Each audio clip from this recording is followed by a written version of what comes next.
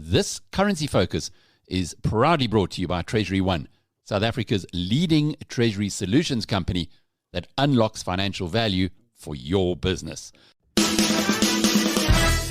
Andre Cilliers with TreasuryONE.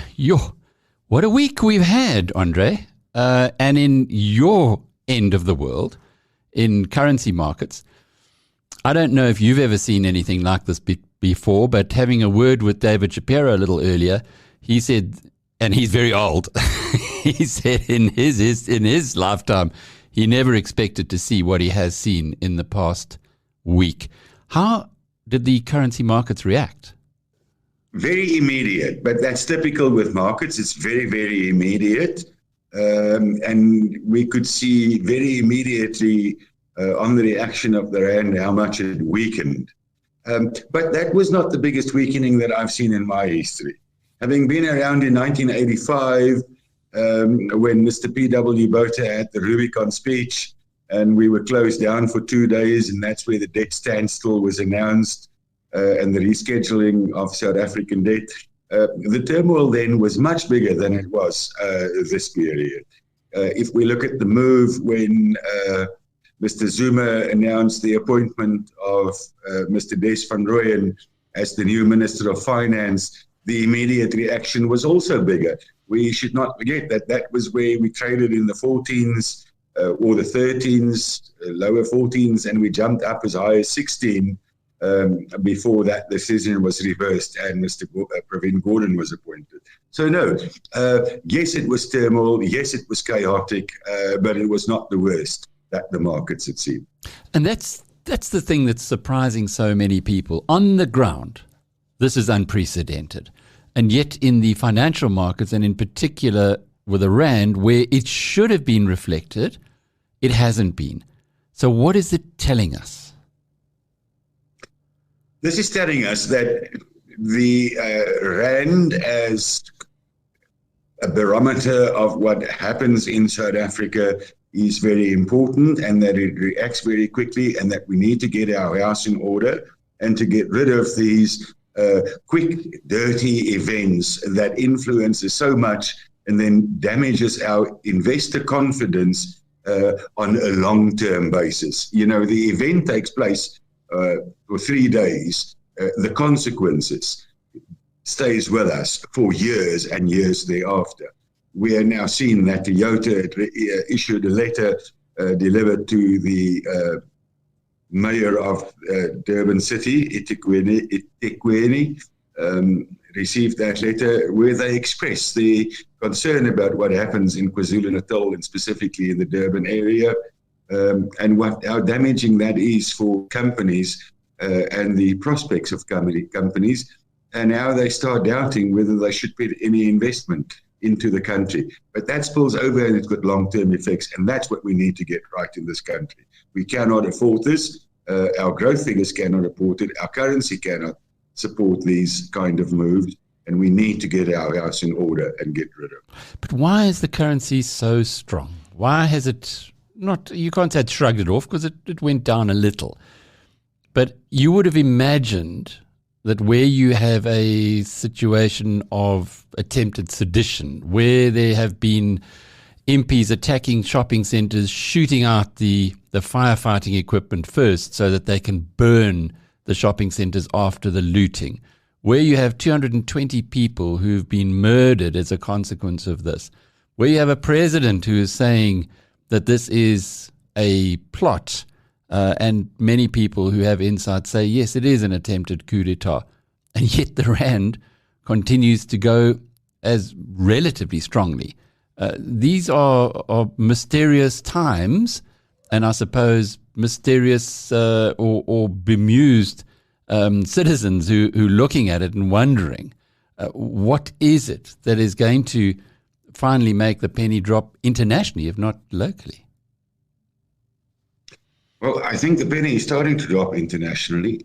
If we look at the investment and fixed direct investment into South Africa over the last number of months, last couple of years, it tells us that we are not one of the emerging markets that attracts the most money.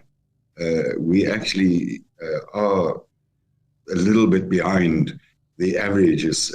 And if we look at our figures that came in previous years compared to what comes in now, then the investor community is already telling us what they think. I think the markets are a little bit more mature than it was previously, and I think there's a little bit more depth in the markets. But what was also heartening coming out fairly quickly last week was the fact that within communities itself, there was some resistance.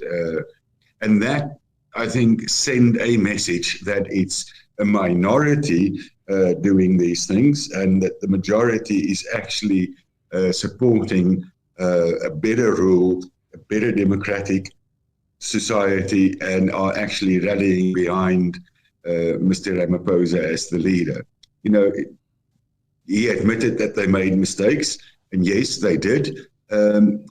But that's what you also expect of a leader, to admit when mistakes was made and correct them. And I think they had a very, very tight rope to run, because, you know, if you handled it incorrectly, it could very easily have spilled over into a second, in inverted commas, Marikana, which was avoided. The bloodshed that there was, the killings that there was mostly within the lootings itself. It was not the police firing people, shooting people. It was from injuries and deaths by the looters themselves, where most people was killed and trampled. And so generally, I don't think it was handled too badly. And after his consultations with other parties, religious parties, other political parties, etc., he addressed the nation again, and things looked a little bit better, as I say, from resistance within own communities. And I think that helped. Yeah, but the resistance in own communities has led to a lot of vigilantism. 20 people shot in Phoenix, trying to. I mean, you've seen the social media. The reason why the country held had nothing to do with the police, who were absent for 4 days, had everything to do with the communities who banded together and defended themselves. That's not a civilized society. And that's why I don't understand why none of this is kind of clicking yet in the global communities. That's not a civil society, but I think that's a consequence, and that's something that will happen. I think at the same time, we also had some international news that distracted people a little bit from what happened in South Africa. If we look at the floods that happened in Germany, in Belgium, and Netherlands, I think that sort of put us a little bit on the behind of international news, where that was the focus. That is a very important part of the world, a very big contributor to world economies. And I think that was, at the same time, Mr. Pell also spoke and reiterated that the Federal Reserve will not immediately do anything on interest rates. And I think those two events sort of distracted a little bit from what happened in South Africa. And by the time that was on the forefront, the looting was getting a little bit more under control. And I think that sort of took a little bit of a back end. But I don't think it's over. And over the next week or three, depending on how it works out and what happens and what is being said, and what ratings agencies and other investors put out their feelers as to what happens, it will come back to the forefront. So this is by no means over, and definitely not a time to sit back and think that it's behind us. It's still very much at the forefront, and it's a time where we have to make immediate and drastic decisions as to how it's going to be handled forward.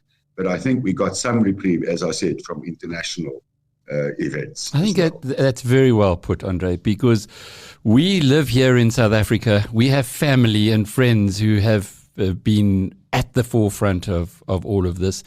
We know the stories. We see it on social media. We see it on our television screens. To us, we live it. To people elsewhere in the world, well, it's a country that is high risk anyway. From time to time, you'd expect things to spark.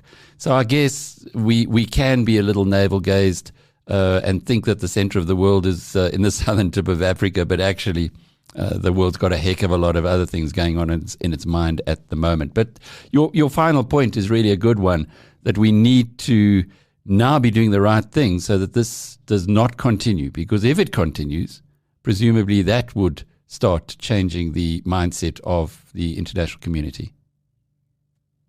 We need to change the moral compass of people in South Africa.